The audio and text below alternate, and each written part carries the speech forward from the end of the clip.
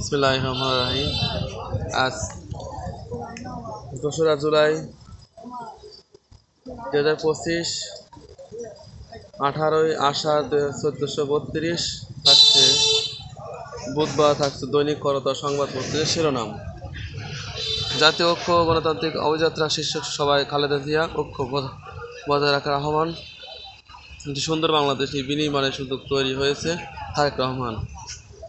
ফেব্রুয়ারি-এপ্রিল লক্ষ্য রেখে জাতীয় নির্বাচনে প্রস্তুতি নিচ্ছে কমিশন।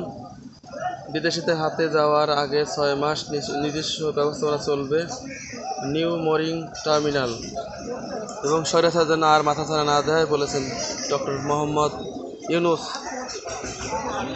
প্রধান উপদেষ্টা। 2018 সালের সংসদ নির্বাচন রাতের দায় স্বীকার করে নুরুল হুদার জবানবন্দি। জুলাই গণহত্যা, হাসিনার বিরুদ্ধে অভিযোগ গঠনের পরবর্তী শুনানি সোমবার। এবং জুলাই আন্দোলনে অগ্নিস্ফুলিঙ্গ শুরু হয়েছিল রংপুর থেকে নাহিদ।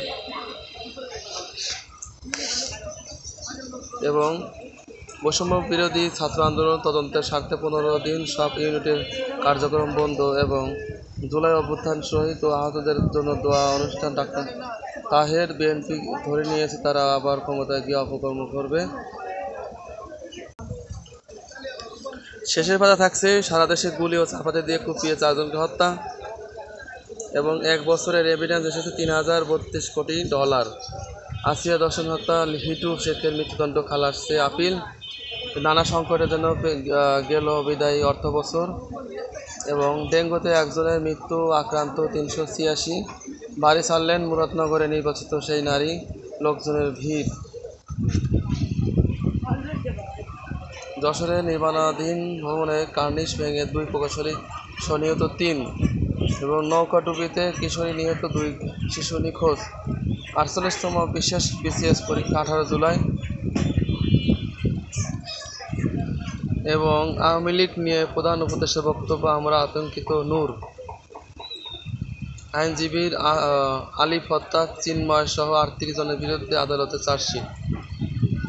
এবং ফের অনুসন্ধানে দুদক, মোশাররফের অনিয়ম তথ্য মিলেছে পদ্মা সেতু দুর্নীতি মামলা। এবং আন্দোলন আমাদের অহংকার আত্মপরিচয় অংশ, দাবি প্রচার্য। 44তম বিসিএসের স্বপ্ন পূরণ হলো শারীরিক প্রতিবন্ধী উল্লাসের।